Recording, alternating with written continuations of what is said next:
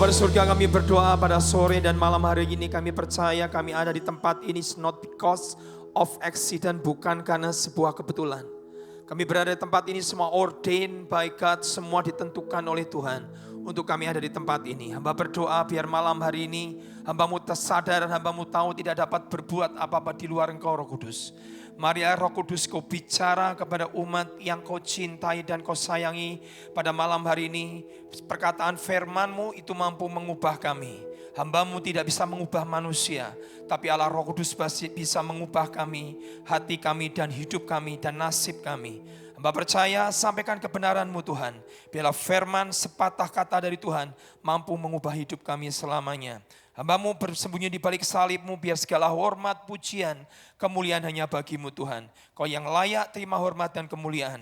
Mari Tuhan bicara dan bicara dalam hidup kami. Berikan kami kehausan dan kelaparan akan Engkau. Buat kami mengenal pribadi-Mu lebih dalam lagi. Di dalam nama Tuhan Yesus, dan setiap saudara yang percaya berkata, amin, amin. Silakan duduk dalam hadirat Tuhan. Shalom, selamat sore semua.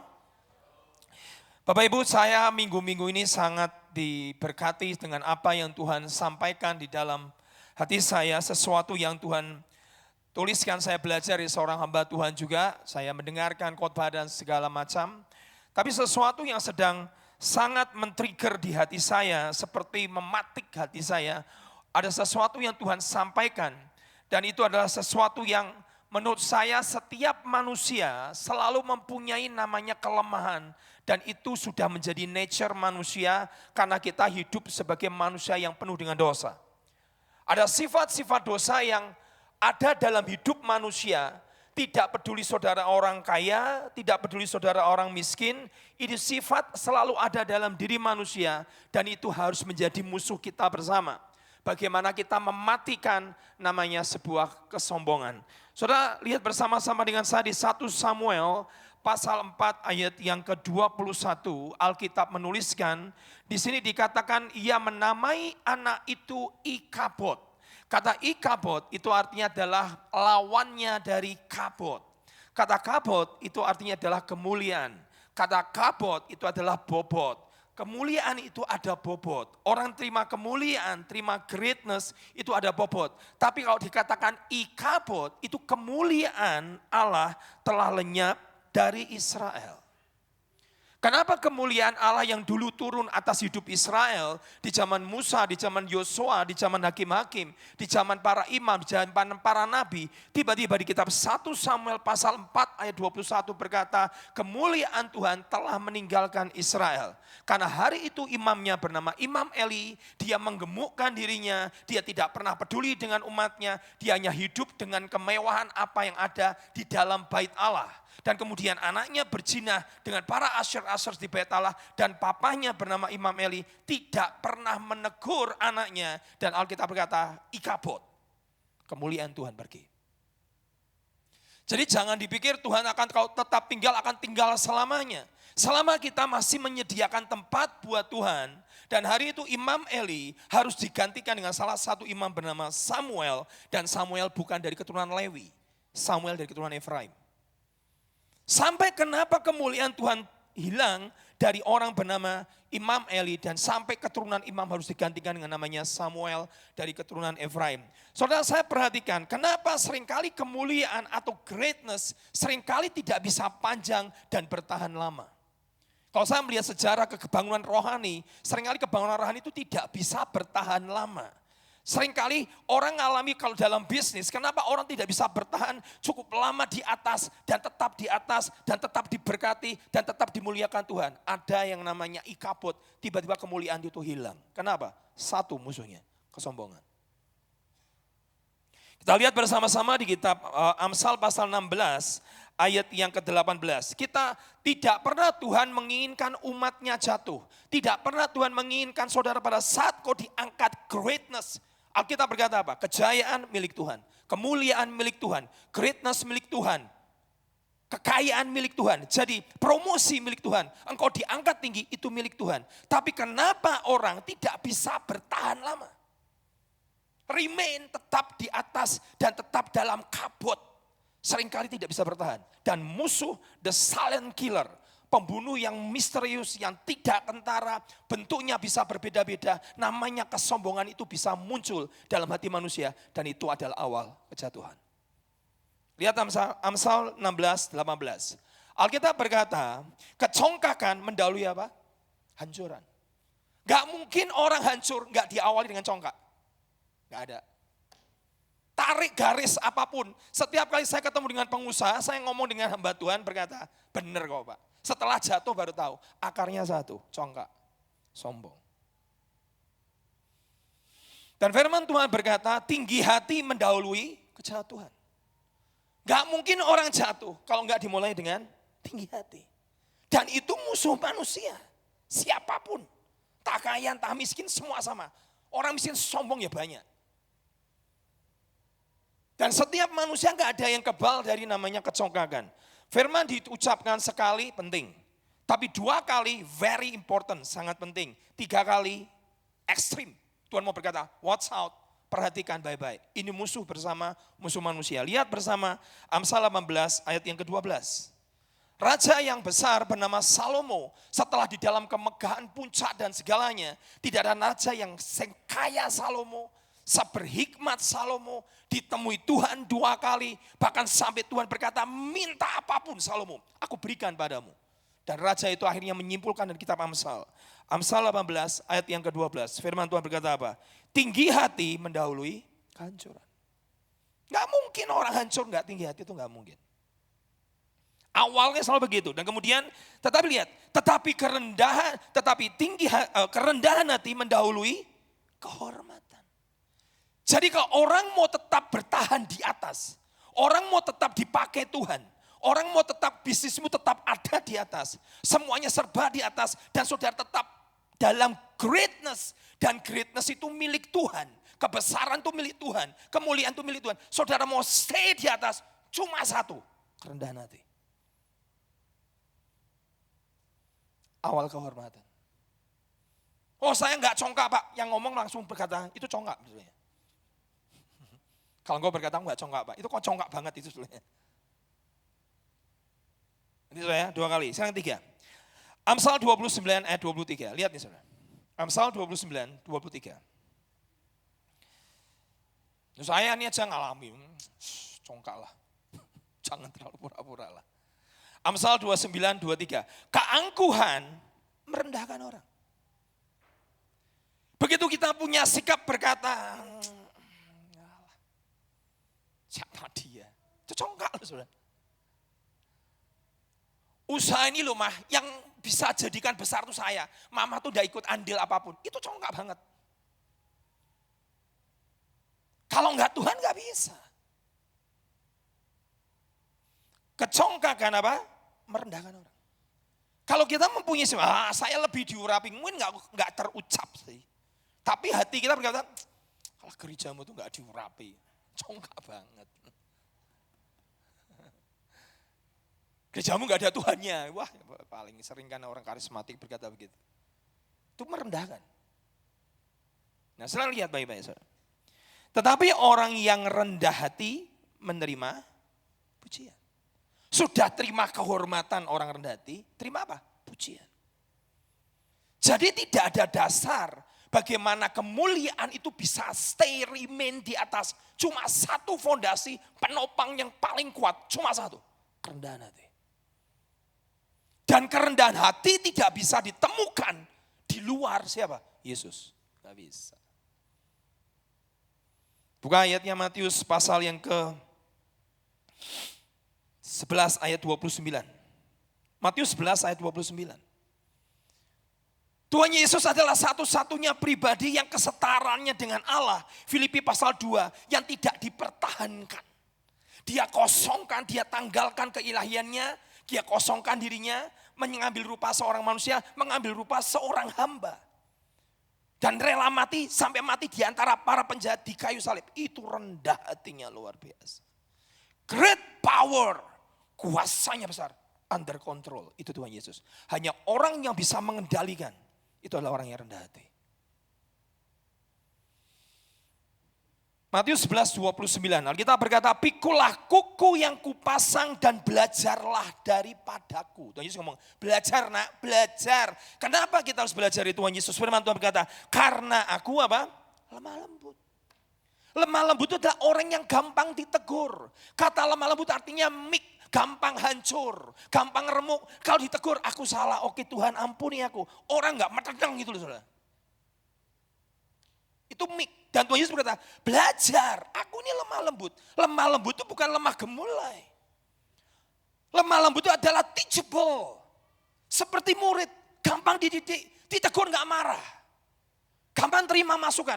Kalau dikasih masukan paling gampang. Kalau saudara, saya ini paling sulit Pak, congkak. Saudara ngerti kan? Ini musuh satu, ini luar biasa. Dan Tuhan benci banget sama orang congkak. Masalahnya kalau congkak itu musuhnya Tuhan. Dan orang Kristen itu bisa congkak banget. Yang Tuhan benci itu bukan orang dunia. Orang yang congkak Tuhan menentang, Tuhan melawan. God against a proud. Orang yang congkak. Tuhan itu melawan bermusuhan dengan orang yang congkak. Dan Alkitab berkata, belajarlah daripadaku karena aku lemah lembut dan rendah hati. Jadi kerendahan hati tidak bisa saudara temukan di luar Yesus. Tuhan Yesus ngomong, belajar dari aku. Pikul kuku. Kuku tuh gak enak. Aku ini sapi. Tuhan memang sampai mengumpamakan dirinya. Aku ini sapi yang kuat, kamu ini sapi yang lemah. Kuku itu kan dua. Sudah, kamu nurut saja ikut aku. Aku nih Tuhan bisa mengarahkan hidupmu yang lebih baik. Aku alfa dan aku omega. Aku sudah lihat awalmu seperti apa, ujungmu seperti apa. Sebelum bumi ada, aku sudah ada. Sebelum dunia berakhir, aku sudah di sana. Jadi kamu nurut saja. Dan manusia seringkali sulit. Kenapa? Congkak. Dan Tuhan Yesus berkata, belajarlah daripadaku karena aku lemah lembut dan rendah hati. Dan jiwamu akan mendapat ketenangan.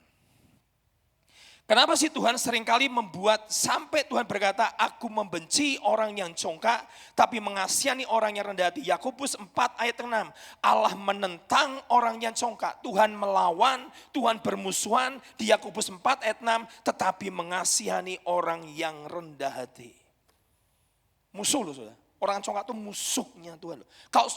Kalau sampai Tuhan jadi musuhmu, ya kita jadi apa?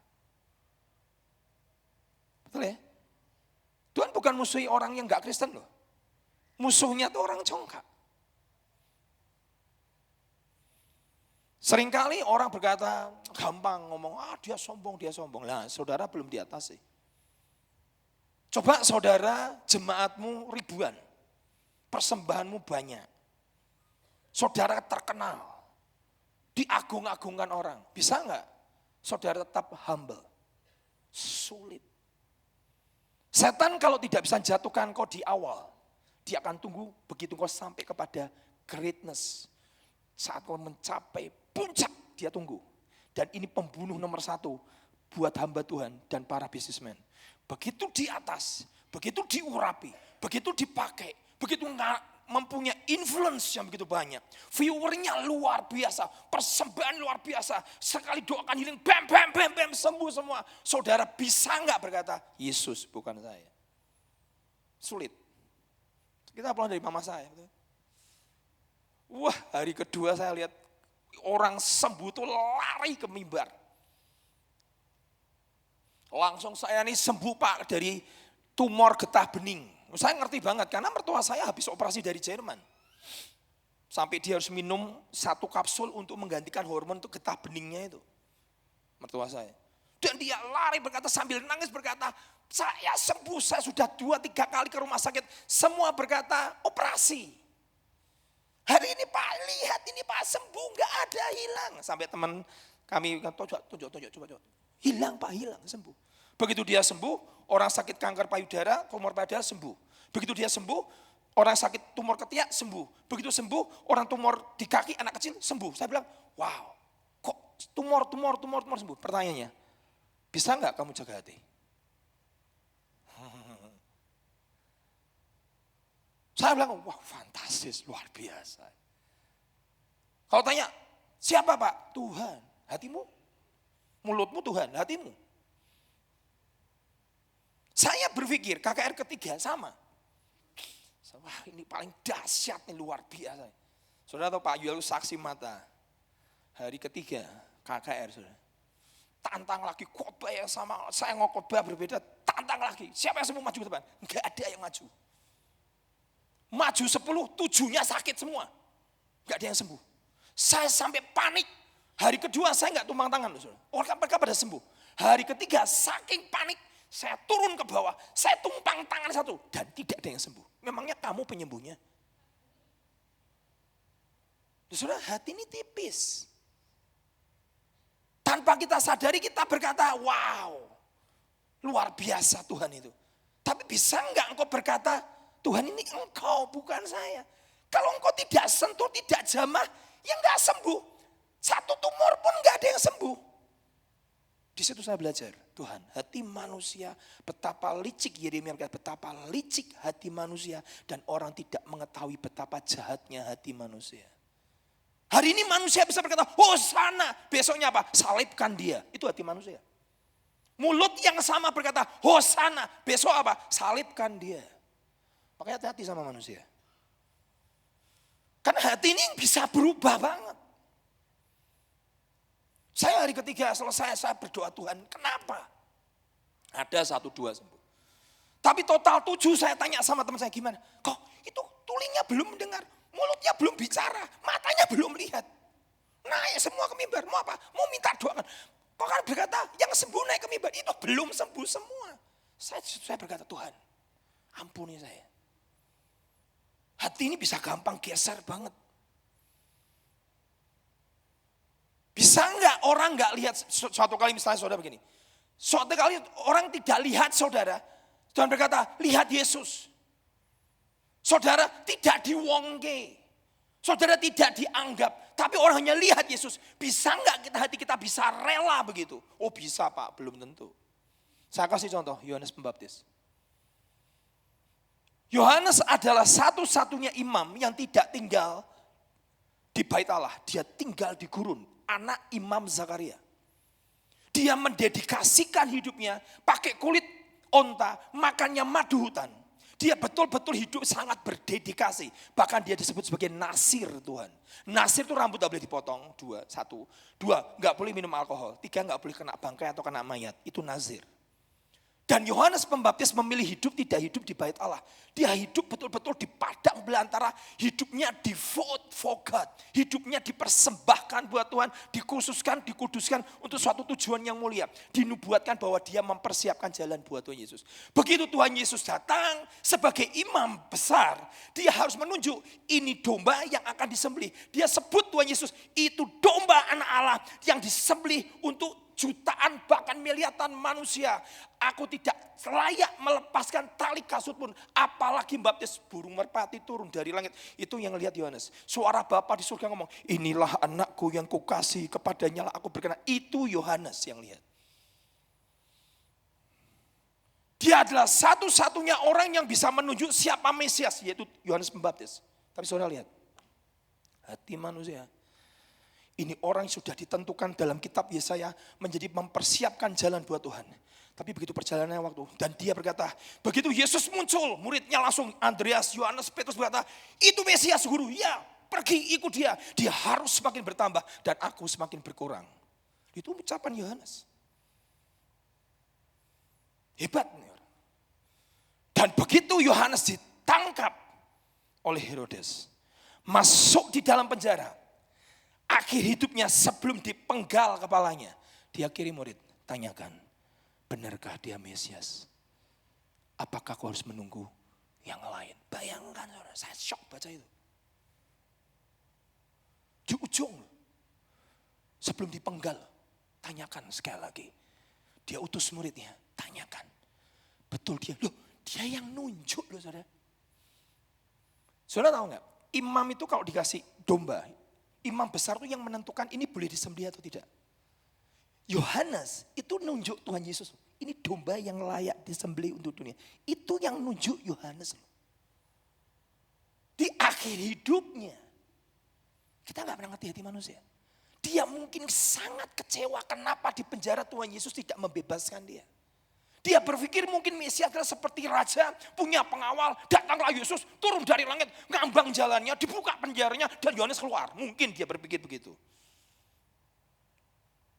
Tapi tiba-tiba sebelum dia mati dan dipenggal, dia kirim muridnya dan bertanya, tanyakan kepada dia, kamu orangnya ataukah aku harus menunggu yang lain? Dan Tuhan Yesus dengan sangat sedih berkata, buta melihat, tuli mendengar, lumpuh berjalan, yang mati dibangkitkan, yang miskin diberikan kabar baik. Dan dia ucapkan saudara, berbahagialah orang yang tidak kecewa dan menolak aku. Hampir.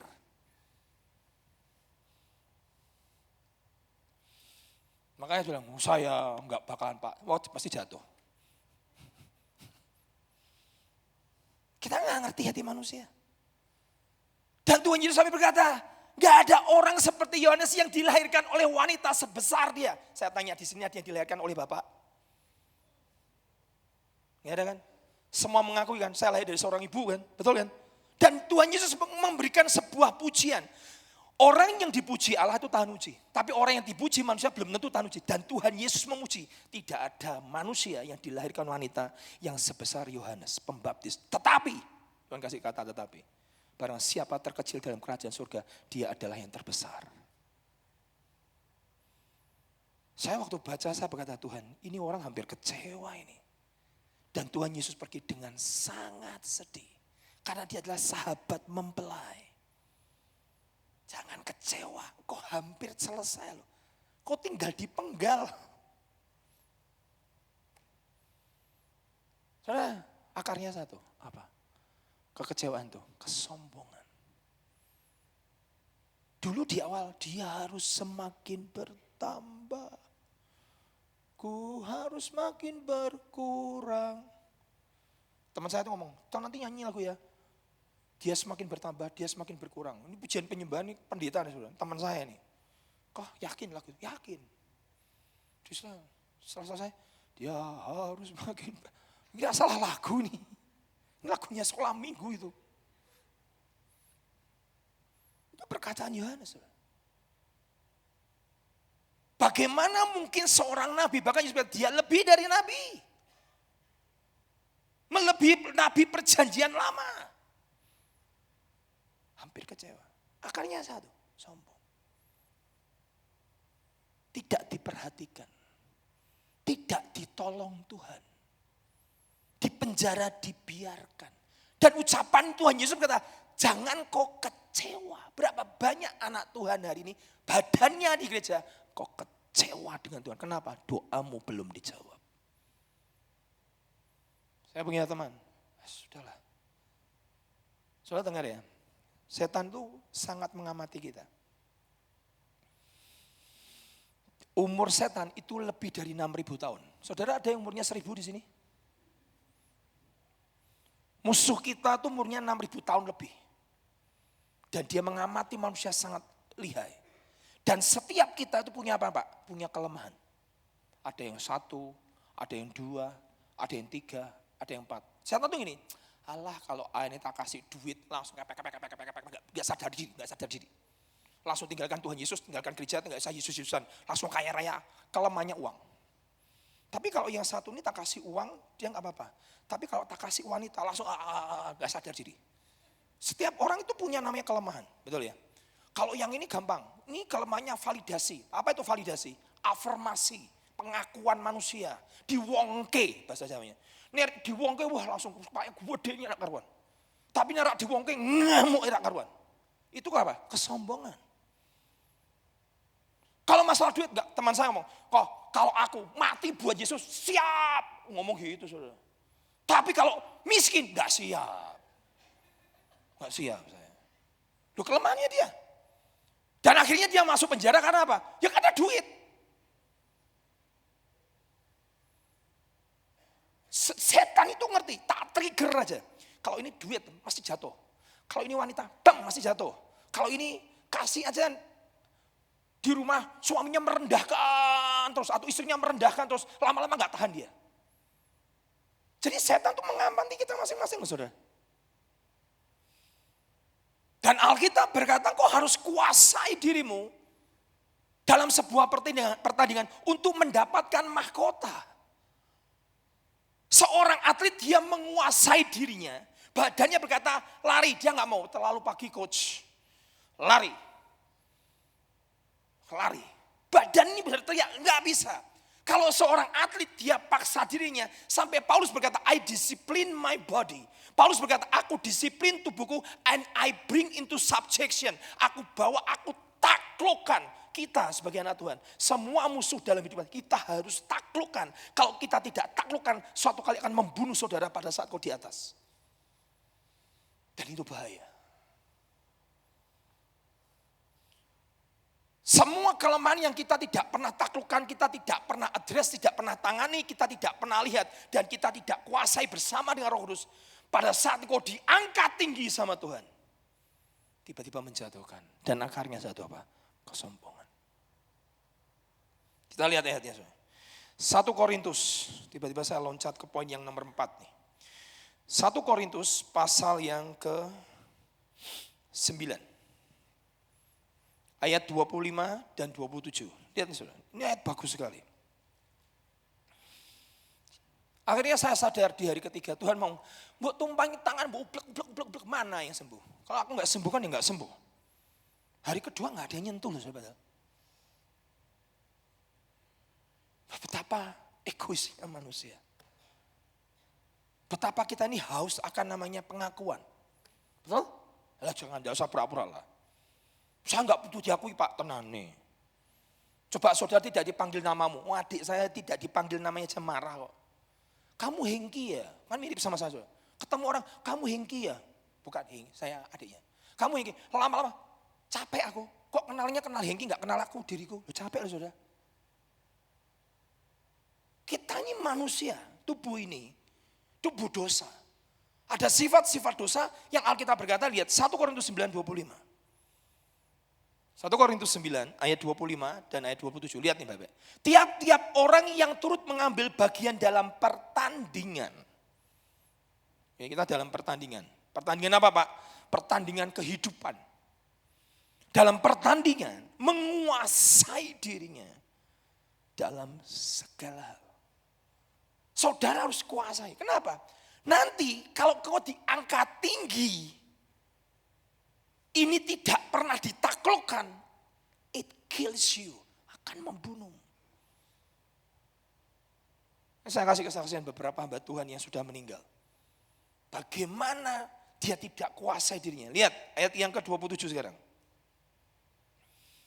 Ayat yang ke-27. Tetapi aku apa? Melatih tubuhku. Tubuhnya dilatih. Ini Paulus yang ngomong nih. Aku latih, dalam bahasa Inggrisnya adalah aku mendisiplin tubuhku. Dan aku menguasai seluruhnya. Dikuasai.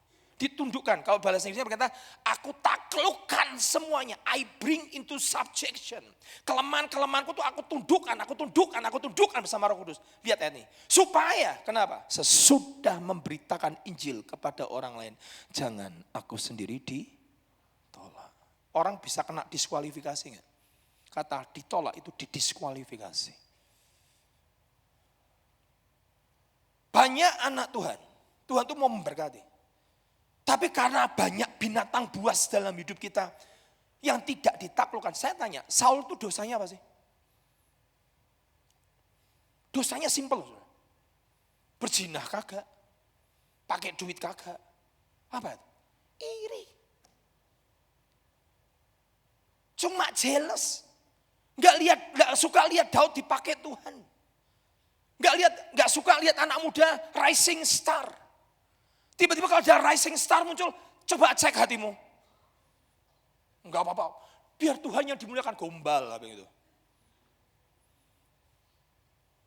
Saul enggak suka. Langsung hatinya marah. Sudah gitu, sudah hatinya marah. Tiba-tiba wanita-wanita menyanyi-nyanyi. Saul beribu-ribu, Daud berpuluh-puluh ribu. Kenapa dia berpuluh-puluh ribu? Aku kok cuma 1.000. Ya pedes sudah bagus tuh ya. Itu sifat. Alkitab berapa? Kuasai, taklukkan. Keirian hati itu bukan wajar, enggak. Kalau saudara tidak tangani, saudara tidak kenali kelemahanmu dan kau menaklukkan dan menanganinya, suatu kali it kills you. Saya tanya, Saul mati karena apa? Iri hatinya. Yang menyalibkan Yesus itu siapa? Ahli Taurat, orang Farisi. Karena apa? Iri hatinya. Dalam hidup kita, Tuhan berkata apa? Seorang yang ikut bertanding, aku menguasai diriku sepenuhnya. Dan aku menaklukkan, ya kata Paulus, setelah aku memberitakan Injil, jangan sampai aku ditolak. Kata ditolak itu memakai kata diskualifikasi. Suatu kali saya ingat seorang pelari namanya Ben Johnson. Pelari 100 meter sprint manusia tercepat di planet muka bumi ini, orang Kanada.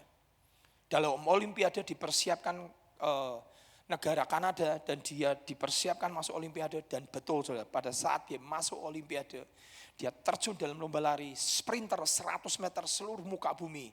Dia lari dan dia tercepat. Wah, begitu dia lari tercepat, dia mematahkan rekornya sendiri. Dia menang dengan sekian menit berapa detik, dia menangkan itu. Wah, seluruh bangsa Kanada, seluruh dunia mengeluh-ngeluhkan.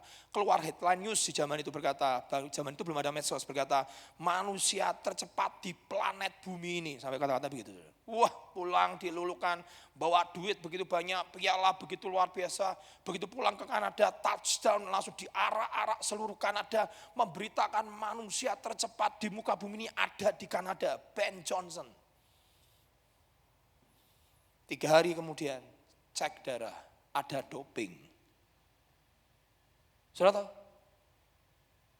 Hari itu jadi hal yang paling mempermalukan hidupnya. Dihujat seluruh dunia. Seluruh negara marah dengan orang bernama Ben Johnson.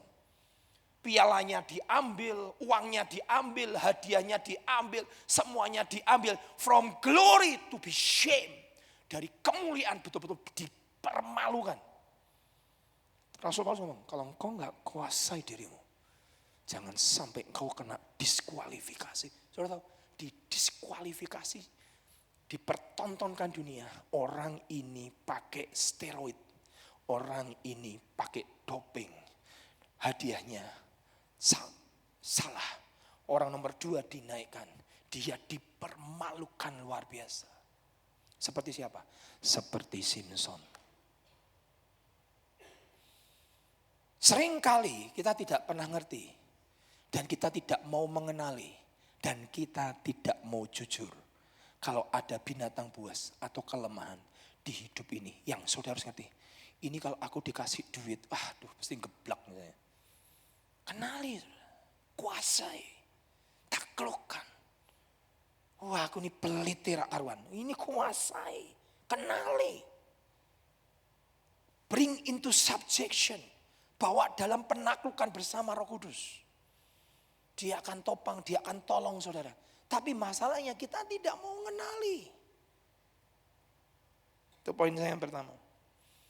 Banyak seringkali sebuah revival atau kemuliaan tidak bisa bertahan cukup lama. Karena apa? Karena dia ada kesombongan yang tidak pernah ditangani. Yang tidak pernah ditaklukkan. Saudara, suatu kali saya baca seorang hamba Tuhan yang sangat terkenal bernama Aimee Semple McPherson. Hamba Tuhan itu siapa Pak? Hamba Tuhan ini adalah salah satu wanita pelopor daripada radio nomor 1 pertama kali di Amerika. Dan wanita ini sangat dipuja-puja karena dia disebut sebagai Mrs. Pantekosta. Dia disebut sebagai Mrs. Ratu Pantekosta. Saya pernah pergi ke gerejanya di LA, itu punya namanya Angelus Temple. Pertama wanita yang bisa membangun gedung gereja kapasitas 5.000. Zaman itu terkenal sekali. Ibadahnya sampai 21 kali 1 minggu. Saking jemaatnya banyaknya luar biasa. Dan dia bekas anak orang kaya, kemudian dipakai Tuhan. Dan semua artis Hollywood kalau ibadah datang ke ibadahnya dia tuh banyak senang. Karena orangnya sangat dramatik sekali, namanya Aimee Semple McPherson. Pernah suatu kali naik Harley Davidson masuk ke dalam gereja. Pernah saudara Pak Yuel naik Harley Davidson masuk dalam gereja? Dia pernah tuh Pak Yuel. Fenomenal, sangat kontradiksi. Dan orang ini punya satu kelemahan sebenarnya. Yang dia tidak pernah mau kenali. Maminya adalah orang Pantai Costa yang sangat kuno dan kolot sebenarnya. Maminya itu jaga dia sebagai manajernya dia. Dia ngomongin, nak kamu jangan bergaul sama artis Hollywood. Itu setan. Zaman dulu kan gitu orang kuno kan gitu. Setan, padahal enggak. Mama tuh ngomong setan-setan enak aja. Dia sembunyi-sembunyi keluar ketemu sama Charlie Chaplin. Ingat Charlie Chaplin? Yang kuno-kuno pasti tahu namanya Charlie Chaplin. Kalau generasi Z itu apa tahu Om Charlie Chaplin? Enggak tahu semua pasti. Itu sengaja pergi berdua sama Charlie Chaplin, hangout gitu. Suatu kali pernah buat berita dia diculik hilang ke Meksiko. Ternyata enggak, dia lari sama laki-laki. Dia punya satu kelemahan. Apa itu? Butuh dicintai. Saya tahu akhir hidupnya mati overdosis. Gara-gara apa? Kawin cerai 3 kali. Loh, Mrs. Pantai Costa loh. Wanita penggerak radio nomor 1 TV pertama kali di Amerika. Dia pernah kasih makan Perang Dunia Kedua. Gerejanya sangat kaya. Amerika ngalami krisis dikasih makan sama Angelus Temple. Gerejanya namanya Angelus Temple. Matinya apa? Ditemukan di tubuhnya ada obat bius tidur, obat tidur. Dan overdosis. Kayak selebriti, Kristen, selebritinya Kristen. Artis Hollywood kalau duduk minder, kalau lebih terkenal dia daripada saya. Oh, artis Hollywood sampai minder. Hidupnya hanya butuh afirmasi, butuh pengakuan, butuh sanjungan, diwongke. Lama-lama kok tidak tangani, it's kill you. Saya dengar, dulu kok boleh viral, hari ini belum tentu. Dulu kok berkata excellent, hari ini belum tentu. Dulu kok dipakai Tuhan, hari ini belum tentu. Dulu kabot, bisa jadi kabot. Setiap kita kenali apa musuh terbesar yang kita harus tundukkan. Saul terus hidup dalam marah dan irinya. Satu kali saya lihat podcast. Mbak Tuhan terkenal. Bapak Ibu pasti tahu orang Singapura. Dan dia berkata, I am an angry pastor. Pendeta yang suka marah. Saya ini juga suka marah loh saudara. Saya kalau menjelekan diri saya lebih senang lah di mimbar. Biar gak kelihatan baik. Saya ini angry pastor. Coba bayangkan, setiap minggu kami menangkan 400 jiwa di ibadah kami. Jemaat kami 30.000. Tiap minggu itu minimal 400 jiwa baru. Bukan 400 gereja lain loh ya. 400 jemaat baru itu bertobat di setiap minggu ibadah kami. Jemaat kami 30.000, TBN terbang dari Amerika khusus pergi ke gereja kami meliput. Dan sampai dikenali kami, gerejaku adalah gereja 9 tercepat pertumbuhannya di dunia. Bukan di Singapura, di seluruh dunia gerejaku adalah tercepat. Tapi suatu kali dia cerita bagus. Saya ini adalah pendeta yang perfeksionis, tuntutannya besar, tidak mau lihat kesalahan. Saya bersih dengan masalah uang, saya bersih masalah wanita, saya bersih masalah skandal, saya jaga diri saya luar biasa. Sampai suatu kali terjadi. Dia cerita di podcast, saya bisa cerita. Satu kali kami buat meeting ibadah besar di ballroom yang cukup besar. Standar saya A. Dan semua associate pastor saya, wakil saya sudah mempersiapkan begitu luar biasa. Sudah dipersiapkan, saya lihat tidak sesuai target. Selesai ibadah, padahal hadirat Tuhan luar biasa, kemuliaan Tuhan luar biasa, kesembuhan luar biasa. Selesai saya maki semua itu wakil saya marahin semua. Saking jengkelnya saya lihat, saya ambil satu ballpoint. Saya ambil ballpoint, tak lempar satu pas associate pastor, tak lempar. Dan hari itu dia berkata, associate atau wakil saya kecewa banget dengan saya. Dan dia ngomong, kalau aku boleh mengulang hariku itu, aku tidak akan lakukan itu. Ingat ya, kesombongan itu awal kehancuran. Kesombongan itu merendahkan orang. Tak lempar. Begitu saya lempar sejari itu, kalau saya ke kantor mau deketi dia, dia selalu menghindar. Saya dating dia menghindar. Sampai saya tanya sama staf yang lain, apakah sikap saya salah? Tidak pastor, kamu benar, kamu hebat, standarmu memang A. Dan kami tidak bisa melakukan, makanya kok memang tidak salah melempar. Cuma ballpoint sih saudara, bukan melempar kursi. Tak lempar, jadi nggak masalah. Jadi saya mencari afirmasi dari teman-teman, dari wakil-wakil saya, apakah saya salah? Dan semua berkata tidak. Sampai suatu kali, penjara saya harus masuk. Dan di dalam penjara itu, 9 bulan saya marah dengan Tuhan. Tuhan, anakku baru umur 4 tahun. Aku tidak tahu hukum Singapura. Sampai berapa lama aku di dalam penjara ini. Bisa 20 tahun, bisa 25 tahun. Berarti aku tidak akan pernah bisa melihat anakku yang bertumbuh sampai umur 29 atau 20 tahun. Aku tidak bisa lihat. Aku marah 9 bulan di dalam penjara. Sampai suatu kali, anakku, satu akarmu. Apa Tuhan? Kesombongan. Di situ aku berlutut dan bertobat. Dan aku berkata, Tuhan ampuni aku. Kamu lihat. Tanpa kamu sadari, kamu mencetak hamba-hamba Tuhan seperti kamu. Di Taiwan dia lihat ada salah satu anak rohani yang dimentor. Itu kalau marah sudah pendeta marah nih. Ambil kursi Pak Yuel, dia lempar.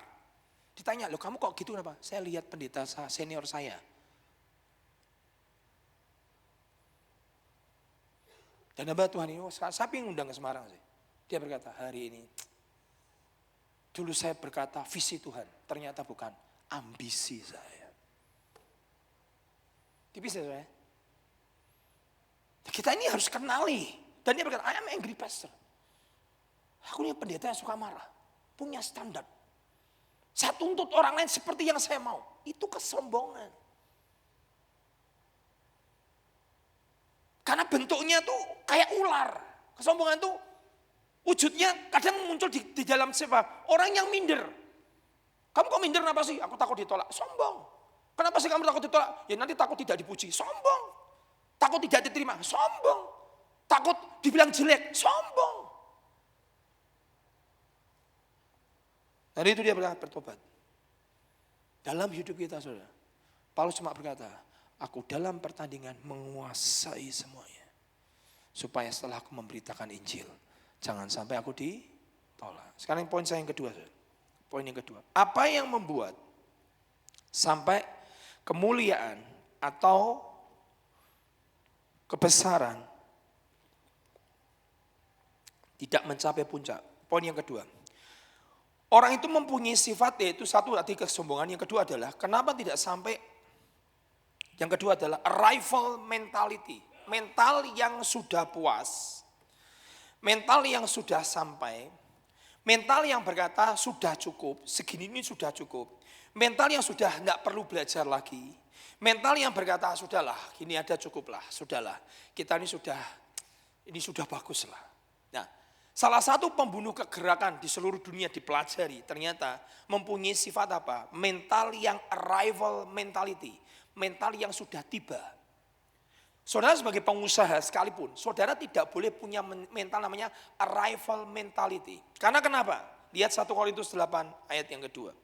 Saya ketemu dengan hamba Tuhan yang jalan dengan Tuhan. Setiap kali saya tanya, Om, Kang kok bisa sampai begini itu bagaimana sih? Kamu kok bisa dekat dengan Tuhan? Kamu tahu nggak? Semakin aku dekat dengan Tuhan, semakin aku nggak kenal dia. Semakin aku dekat dengan Tuhan, aku semakin tidak tahu apa-apa. Itu orang yang benar-benar jalan dengan Tuhan akan berkata-kata. Lihat sekarang 1 Korintus 8 ayat yang kedua. Mental yang kedua adalah arrival mentality. Ini adalah mental orang yang sudah merasa tiba, capai, sudah bisa, cukup, tidak perlu belajar lagi. Sudahlah cukup, lihat nih. Jika ada seorang menyangka bahwa ia mempunyai suatu pengetahuan atau mencapai pengetahuan tertentu, maka ia belum juga mencapai pengetahuan itu sebagaimana yang harus dicapainya.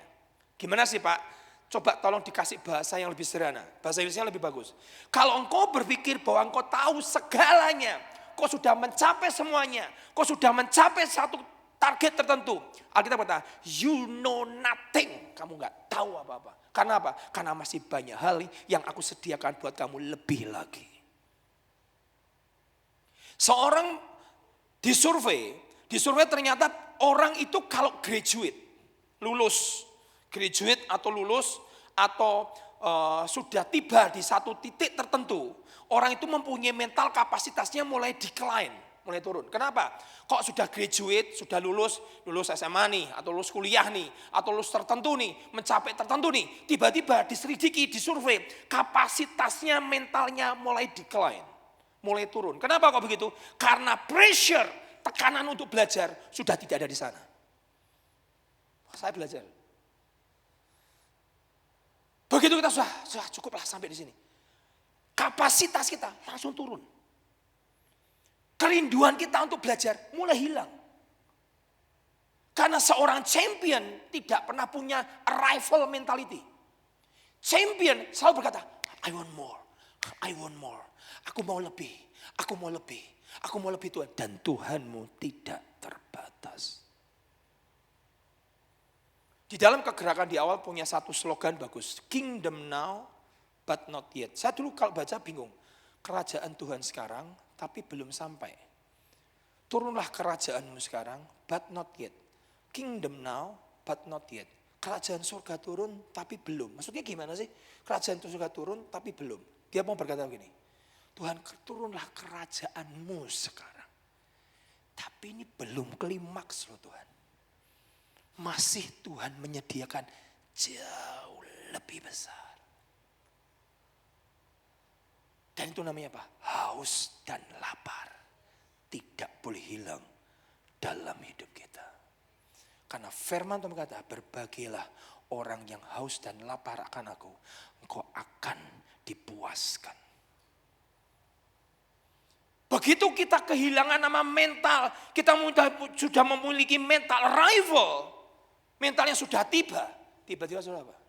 Stuck, berhenti, cukup, puas. Sampai di sini, sudahlah. Kapasitas kita decline, turun. Tidak lagi mau belajar, tidak lagi mau duduk, dan tidak mau mendengar. Makanya gak bisa orang berkata begini, kita ini adalah satu-satunya kelompok yang dipakai Tuhan. Gak bisa. Di belahan bumi lain masih ada orang yang dipakai Tuhan. Kami adalah gereja satu-satunya yang paling ngerti hatinya Tuhan. Enggak ada. Di belahan bumi lain ada gereja yang dipakai Tuhan dan lebih ngerti hatinya Tuhan. Kami adalah satu-satunya orang yang berjalan dengan Tuhan. Suatu kan ada seorang pendeta India, jemaatnya ribuan. Ngomong sama Brother Sadhu, bilang ini. Sadhu, kita ini orang India ini sangat bersyukur loh. Kenapa? Karena kita ini orang dia kalau puasa 40 hari 40 malam itu kita kelompok nabi di dunia yang paling bisa. Soalnya kalau lihat orang India itu kalau puasa kan ngeri. Masuk gua 40 hari puasa, setelok, tidak ketemu siapa-siapa. Itu mereka tuh punya DNA gak tahu. Menurut saya orang India itu punya DNA begitu luar biasa. Jadi dia ngomong kemudian, kamu tahu di seluruh dunia tidak ada bangsa selain India yang bisa mempunyai kekuatan puasa 40 hari cari Tuhan, tidak ketemu siapapun. Dia itu punya kekuatan kecuali orang India. Jadi kita ini adalah kelompok yang ngerti, yang jalan bersama dengan Tuhan luar biasa. Di dunia belahan lain gak ada. Tiba-tiba Sadhu berkata nih, kan dia orang India. Pastor kamu bilang apa? Kita satu-satunya. Enggak. Kamu gak pernah ke Kanada sih. Makanya kenapa? Saya di Kanada duduk di situ. Suami istri naik mimbar. Bawa gitar kopong. Nyanyi. Orang tua, polos, tulus. Nyanyi. Saya shock. Loh, kamu shock kenapa? Surga buka. Saya bisa lihat alam roh begitu jelas. Begitu dua suami istri ini. Pasangan ini nyembah Tuhan. Jadi kalau kamu berkata sudah kelompok satu-satunya yang luar biasa. Di belahan bumi lain ada yang lebih dahsyat. Setelah ibadah selesai, saya duduk ngobrol dengan suami istri 3 jam. Dia cerita bagaimana perjalanannya dengan Tuhan. Dan rendah hatinya luar biasa. Jadi jangan pernah kamu berpikir bahwa kita adalah satu-satunya kelompok yang ngerti hatinya Tuhan. Ada di belahan bumi lain yang dia jalan dengan Tuhan. Mental arrival itu gak boleh ada. Karena seorang pemenang tidak pernah punya mental arrival. Dia selalu berkata, Tuhan mau lagi. Tuhan mau lagi. Saudara ngerti? Dulu pertama kali mesin ketik ditemukan. Wah, juara. 11 jari masih ingat. Tak, tak, tak, tak. Ingat? Tak, tak. Kamu kalau ngetik berapa? 11 jari. Padahal ketika cuma 10 jari kan. 11. Jagoan. Teman saya tuh pakai 10. Hebat luar biasa. Begitu salah ambil tip X. Masih basah. Jedek, bolong. Kalau nggak ditiup, supaya kering Pak. Saya tanya, itu juara zaman itu. Saya tanya, hari ini Pak Yoel kasih door prize mesin ketik, ada yang mau bawa pulang? Dulu juara. Sekarang tidak ada harganya. Keluarlah, saya coba ngerti. Zaman dulu keluar yang mereknya kecil-kecil itu HP-nya. Saya kalau SMA Pak bawa itu bangga banget. Seri 8220. Masih ingat? Yang generasi Z tidak tahu, Alpha apalagi yang milenial nggak tahu. Kita yang generasi SMA, wah bangga. Ya HP-mu apa? Biru, elektrik, keren, keren. Terus berubah communicator. Wah, dulu kalau pakai itu kata sugih banget ya rasanya. Saya tanya hari ini, coba hadiahnya itu Pak Yoel. Ada yang mau terima hadiah? Itu tadi, itu. Pak, Android sekarang Pak. Setelah itu muncul baru. Pinmu berapa? 2507C. Ingat? Dulu juara, BlackBerry diomongin. Kamu kalau tidak berubah pakai aplikasi, kamu akan tertinggal. Dia ketawa. Pengikut kami itu ratusan juta di dunia. 25, nomor pin saya tuh. 25C01. Kalau mau masukkan, mau WhatsAppan zaman itu dulu, harus kasihkan nomor pin. Dan yang pencipta itu berkata, kami sudah punya ratusan juta pengikut. Kami juara mengalahkan mesin ketik, mengalahkan yang produk itu, kami juara dunia. Kamu nggak mau berubah? Android mau masuk loh? Enggak, kami tetap. Saudara tanya, coba sekarang pakai itu. 257C. Terbuang kan? Arrival mentality. Tidak mau berubah, punah. Kekristenan sama. Jangan pernah berpikir, saya sudah sampai Pak. Begitu engkau berkata sampai, kapasitasmu menurun. Begitu sampai, kau tidak mau belajar lagi. Begitu engkau berkata sampai, puas. Tiba-tiba kerohanianmu decline, merosot, menurun. Kenapa? Kingdom now, but not yet. Kerajaannya turun, tapi belum Tuhan. Masih ada yang lebih mulia lagi yang kau turunkan di tengah-tengah kami. Jangan dipikir saya sekarang sama Pak Witor sudah happy dengan gereja. Enggak. Jemaat kami 4.000 loh. Terus apa? Tuhan pernah ngomong, lebih dari itu. Apa yang saya mau lebih lagi, bukan cuma jumlah jemaatnya. Ada kemuliaan yang sedang menunggu kami. Kalau engkau berkata sudah mencapai pengetahuan, kata 1 Korintus, kau belum sampai. Kamu tidak tahu apa-apa. Karena masih ada yang jauh lebih besar. Yang terakhir. Nanti kalau enggak selesai. Setengah. Jam 7 kurang. Yang terakhir. Ini poin saya yang paling saya suka ini. Lihat bersama Hakim-Hakim 16, 17. Pertama kesombongan yang membunuh kegerakan. Yang kedua adalah arrival mentality. Sekarang yang ketiga. Yang terakhir. Hakim-Hakim 16, 17. Bicara tentang Simson. Ini kebenaran betul-betul ngubah saya, yang ini. Saya berkata, saya nggak mau pakai jubahnya orang lain. Bajunya orang lain. Baju perangnya orang lain. Nanti saya tunjukkan ayatnya. Apa itu? Lihat Hakim-Hakim 16 ayat 17. Poin saya yang ketiga adalah menggantikan yang Tuhan sudah beri, sebuah perjanjian pribadi kita dengan Tuhan yang menjadikan kau besar. Engkau ganti, engkau potong. Kalau Simson yang dipotong adalah rambutnya. Padahal rambutnya Simson itu adalah rambut sebuah nazir Allah. Padahal rambut Simson adalah rahasia kekuatannya. Padahal rambut Simson adalah covenant atau perjanjiannya dengan Tuhan. Dan kita seringkali memotong covenant pribadi kita dengan Tuhan. Dan itu bahaya. Nah sekarang lihat. Hakim-Hakim 16 ayat 17. Sejak dari kandungan ibuku, Simson berkata, aku ini seorang nasir Allah. Saya cari terjemahan nasir. Kata nasir itu adalah devote and consecrate one. Artinya apa? Di hidup yang berdedikasi, hidupnya didedikasikan, setia, dikhususkan, dipersembahkan, disucikan, dikuduskan untuk tujuan yang suci dan mulia dan ilahi. Itu arti kata nazir. Jadi hidupmu pisah, kayak Yohanes Pembaptis, pisah, sendirikan. Tidak boleh kena potong rambut, tidak boleh minum alkohol, tidak boleh kena bangkai atau kena mayat. Itu nazir. Nah, dia berkata, sejak dari kecil aku ini seorang nazir Allah. Jika kepalaku dicukur rambutnya, maka kekuatanku akan lenyap daripadaku dan aku akan menjadi lemah dan sama seperti orang lain. Dengarkan saudara. Kita ini punya rahasia kekuatan pribadi kita dengan Tuhan. Maksudnya gimana Pak? Suatu kali kemarin kami pergi ke Mamasa. Yang saya bawa tuh tanya sama teman, sahabatnya Pak Yoel juga. Pak, rahasiamu itu apa? Itu rahasia kekuatan. Terus dia berkata begini, kamu tahu nggak? Biasanya orang tuh kalau pengusaha sudah 3 kali, 4 kali bangkrut bunuh diri. Rakuat, utangnya banyak. Sahabat kita nih, berapa Pak Yoel? 10 kali bangkrut. 10 kali itu, bangkrut. Ternak babi bangkrut, betul Pak Yoel ya? Ternak ayam bangkrut.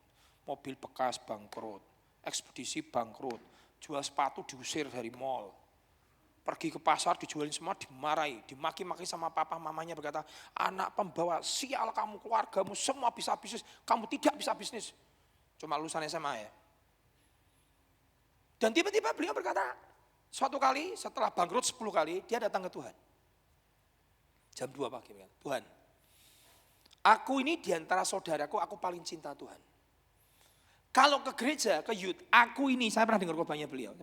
Aku ini kalau ke gereja, aku ini datang lebih awal, tak bersihkan itu kursi kayu semua. Tadi pagi saya khotbah di GKMI, dan kursinya kayu semua. Tak lapis satu-satu Tuhan. Mimbar ini tak bersihin satu-satu. Tapel semuanya, setelah aku bersihkan gereja, aku jemputi teman-temanku ke gereja. Aku diantara semua temanku, aku cinta engkau. Kenapa engkau izinkan aku bangkrut 10 kali? Kok nggak berkati aku? Kenapa? Sampai aku dihujat sama orang tuaku, sama keluargaku, anak pembawa sial. Memang balungmu balung tidak sugih, tidak kaya.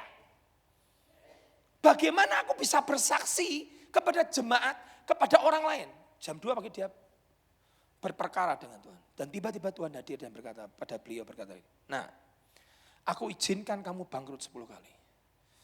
Hari ini aku mau berkati kamu. Luar biasa.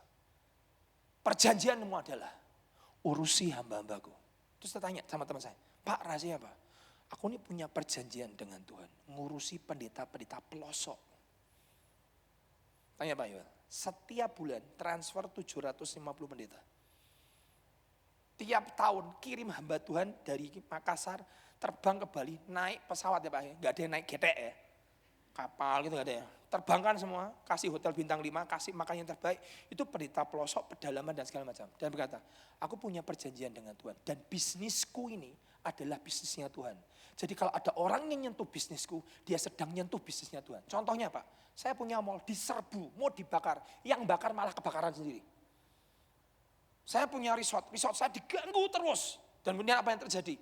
Saya berkata, Tuhan ini kok ganggu terus orang ini, 3 hari mati. Nah, terus apa rahasia Pak? Aku punya perjanjian dengan Tuhan. Aku harus urus hamba-hambaku. Setiap, sudah dengar baik. Simpson berkata apa? Selama aku jaga rambut ini, tidak dipotong, aku adalah manusia yang berbeda. Dalam hidup kita punya rahasia pribadi dengan Tuhan. Covenant. Contoh, seorang hamba Tuhan ini, tadi yang pengusaha ini, begitu dia punya taurus Tuhan hamba-hambamu, langsung naik dem. Sampai beliau berkata, krisis Pak, saya malah resepsi. 98, saya malah diberkati. Covid, saya malah diberkati. Padahal bukan jemaatnya, pegawainya ribuan. Malah diberkati. Berapa? 3.000 loh. Bayangkan, sak gereja loh itu. Pegawainya 3.000. Tidak ada satupun yang di lay off. Ngomong, ini bisnisnya Tuhan. Kenapa? Aku punya perjanjian covenant dengan Tuhan. Dan ngomong, kamu urus hamba-hambaku. Aku urus kamu. Oh sekarang saudara. Saya nggak pernah lihat orang sangat diberkati tapi hatinya murah, hatinya luar biasa. Saya lihat di depan mata. Selesai habis khotbah capek, Pak Pendeta yang mau ketemu saya datang ke kamar Pak Yuel itu 1 kamar. Itu antri. Satu lagi tidur sebelah, ya ampun Tuhan Yesus. Pak Pendeta, Bapak saya mau bisnis babi lagi. Ini sudah gagal yang kedua kali. Dikasih kesempatan yang ketiga kali. Saya mau bisnis ikan lagi. Dikasih kesempatan lagi. Saya mau bisnis apa? Ayam lagi. Saya bilang, Tuhan ini manusia seperti Yesus menurut saya. Saya dengar. Ditanya, apa rahasianya Pak? Aku punya perjanjian dengan Tuhan. Urus hamba-hambaku. Satu kali jemaat tuh ngomong gini. Pak Engki, ibadahmu tuh kesuwen. 2 jam tuh terlalu lama. Jakarta tuh 1 jam. Pujian penyembahan 15 menit. Betul? Firman 30 menit. Pengumuman 5 menit. Itu praktis efektif. Dengar saudara. Gereja kami saya buat begitu. Saya sedang motong rambut. Dengar Bapak. Kita ini tidak bisa jiplak orang lain. Tema gerejamu apa? Enggak tahu. Mengalir. Kok mengalir? Enggak tertib. Roh Kudus itu tertib Pak. Saudara tahu? Di jemaat kami ada khusus datang sore hari. Seorang pengusaha datang gereja kami. Duduk dari ibadah mulai jam 5. Datangnya sore. Kami menyembah Tuhan mulai dari jam 4. Setengah 5 itu sudah nyembah Tuhan. Duduk di situ nyembah Tuhan dari setengah 5. Ibadah mulai jam 5 tidak pernah molor. Setengah 5 sudah nyembah Tuhan. Jam 5 naik nyembah Tuhan terus sampai 5:45. Begitu penyembahan selesai pulang. Loh, kamu kok enggak dengan firman? Aku muter tokoh seluruh Semarang enggak ada penyembahan di sini. Seperti ini. Berarti itu rahasia kekuatan kami. Dengar saudara, setiap gereja, setiap orang punya rahasia covenant pribadimu dengan Tuhan. Dan itu adalah nasir, rambutmu dengan Tuhan. Dan jangan pernah dipotong. Pak kesuwen, apalagi kalau yang khotbah Pak Engki, khotbah barbar. Saudara dengar? Kayak Jakarta itu loh, saya khotbah saudara. Baru 30 menit itu saya baru pembukaan loh, itu 30 menit itu pembukaan. Keluar tulisan times up, saya bingung saya. Times up, saya sudah gak bisa khotbah lagi. Times up, saya kan tamu ya, saya menghormati itu. Belum khotbah loh, baru intermezzo ini. Times up, waktu saya habis. Saya serahkan tuh. Dengar, setiap saudara punya rahasia kekuatan. Dan itu yang membawa engkau naik ke atas. Jaga, jangan dipotong. Lihat ayat berikutnya. Hakim-Hakim 16 ayat 20. Begitu Simson buka rahasia kekuatannya, rambutnya. Ayat 20 berkata, lihat ayat ini. Seperti yang sudah-sudah aku akan bebas, aku akan meronta lepas, tetapi tidaklah diketahuinya bahwa Tuhan telah meninggalkan dia. Saya ini tiap pagi dari umur 18 sampai hari ini, jam 4 saya berlutut. Saya enggak tuntut saudara seperti saya. Tapi saya punya rambut jam 4 pagi. Datang ke Tuhan, menghadap. Walah kuno, terserah. Teman saya bangkrut, habis-habisan, utangnya banyak, di blacklist BI, sampai keluarganya tinggalkan dia. Balik ke rumah maminya nggak mau terima, tidur di SPBU, akhirnya diundang maminya, masuk lagi ke rumahnya, tidur di kamar pembantu, bangkrut total habis-habisan berantakan semua. Tiba-tiba dia bangun jam 2 pagi, tiap hari. Cuma Tuhan nangis, bertobat, ampuni saya Tuhan. Aku nih utang gak bayar, nanti kalau aku berkati aku tak bayar utangku. Dia nyembah Tuhan, berlutut, sembahyang Tuhan, tolong aku berkati aku. 1 tahun, kirim surat ke perusahaan 365 kali dan tidak ada satu pun perusahaan mau melirik dia. Persis 1 tahun, jam 2 pagi, jam 6, jam 2 pagi, jam 6. Sampai saking saya gak ada kerjaan Pak. Alkitab Kejadian Wahyu selesai 2 minggu. Terus, tiba-tiba, naik, perusahaan raksasa dari Cina datang ke sini, carikan aku tanah, aku kasih kamu uang, bangunkan saya pabrik. Padahal bukan kontraktor, bukan orang sipil. Hari ini naik ke atas. Rahasia kekuatan di mana? Insting bisnisnya hebat, nalurinya seorang kontraktor hebat. No. Kekuatan di mana? Jam 2 dia berlutut menghadap Tuhan. Dan itu tidak boleh dibuang dan dipotong. Ada gereja-gereja sepertinya kuno, ibadah jam 6 pagi. Yang datang mak-mak. Tapi isinya tuh orang sedang syafaat. Saya nggak tahu loh. Begitu dihilangkan, Alkitab kata, begitu dipotong rambutnya, Tuhan Allah meninggalkan Simson. Saudara bersembayang, Tuhan, apa yang membuat aku dulu sampai Engkau pakai aku naik ke atas. Dan hari ini sudah tak potong rambutku. Kembali. Simson pun akhirnya dipulihkan, betul? Saya belajar. Oh Tuhan ngerti saya. Berarti kita ini punya sebuah covenant pribadi dengan Tuhan. Yang membuat engkau naik ke atas. Teman ini saya tanya, rahasiamu apa? Simple, ngurusi pendeta-pendeta ini loh. Saya jengkel, teman saya suatu kali pernah duduk makan, teman saya pendeta. Terus sahabatnya Pak Yul, tangan kanannya sahabatnya Pak Yul ngomong nih, Pak tahu nggak siapa itu yang diambilkan makan, dikasih makan, dijamu makan, kasih yang enak, dijamu sama beliau itu. Bapak tahu nggak pendeta itu siapa? Nggak tahu. Itu nipu 3 kali. Tetap dilayani. Kerendahan hati. Kenapa Pak? Ya aku punya tugas. Melayani hamba-hamba Tuhan yang sederhana. Sudah nipu loh Pak. Ya gak apa-apa. Covenantku dengan Tuhan.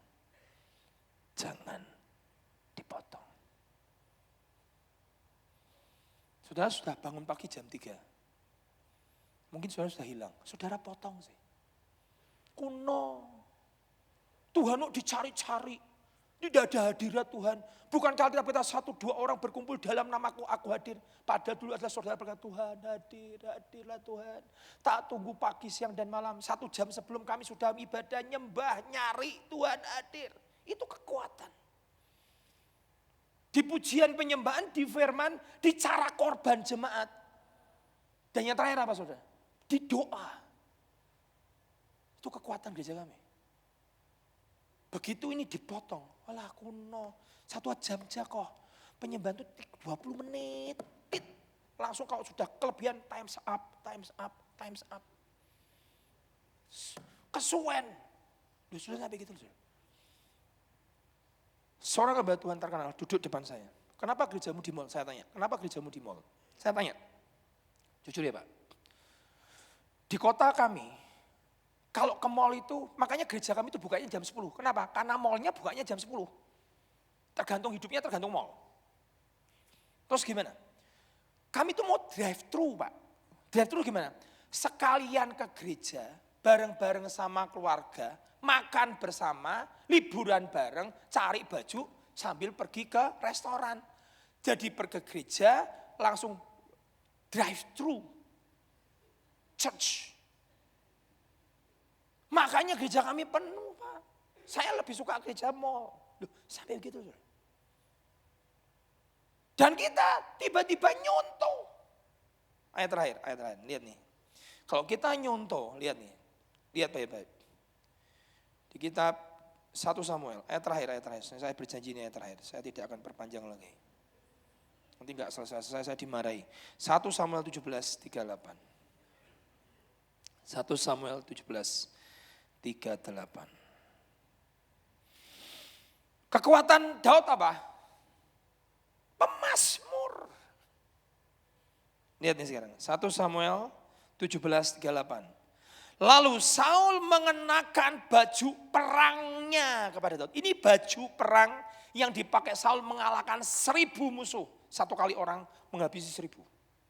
Tapi lihat nih, Daud itu ngerti banget. Ini orang hebat. Maka Saul mengenakan baju perangnya kepada Daud. 1 jam aja, lihat Daud berkata.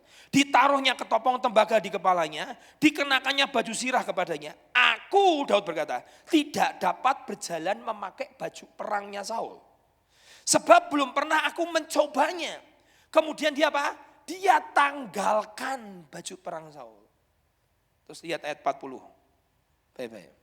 Lalu Daud mengambil apa? Lalu Daud mengambil tongkatnya. Ini senjata biasa perang melawan beruang dan singa di padang gurun. Dia ambil tongkatnya.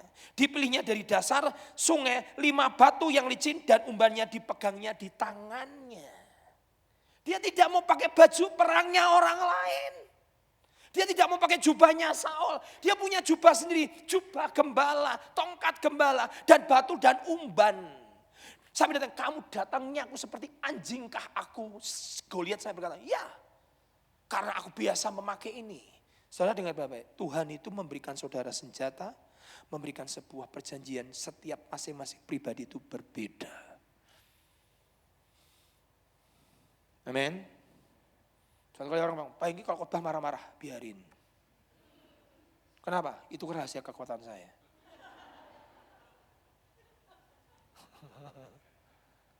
Oh gitu ya Pak? Iya. Sampai ada anak kecil tersinggung. Kamu kok enggak mau masuk ke dalam kenapa? Aku enggak mau. Kenapa? Om Hengki lagi maya-maya. Anak kecil. Anak pastoral kami. Kamu enggak mau masuk kenapa? Om Hengki lagi maya-maya. Kalau saya tersinggung, saya enggak mau khotbah saya lembut. Enggak, itu bukan kekuatan saya. Saya punya covenant dengan Tuhan. Setiap kita, saudara, sidik jari 6 mil, 8 miliar sekarang manusia. Gak ada yang sama, unik. Kita saling melengkapi. Jangan pakai baju perang orang lain. Kau punya kekuatan rambut yang gak boleh dipotong, nasir. Begitu kau potong di gerejamu, begitu kau potong dalam bisnismu. Padahal setiap kau sebelum bisnis kau selalu berlutut menghadap Tuhan, berlutut menghadap. Ini hilang kamu potong, kemuliaan hilang, ikabut. Saya berdoa, saudara tanggap ini. Jaga. Besok khotbah saya tak kasih, jangan potong rambut. Semua tukang potong marah sama saya. Maksudnya apa Pak? Dengar khotbah dulu. Jangan marah. Mari semua bangkit berdiri sama-sama. Amin. Sudah diberkati. Jangan potong rambut. Itu perjanjian. Selidiki aku, lihat hatiku. Apakah aku mengasihi Yesus? Saya berdoa firman ini memberikan kekuatan dalam hidup kita. Terima kasih Tuhan, terima kasih Tuhan. Selidiki aku. Terima kasih Tuhan.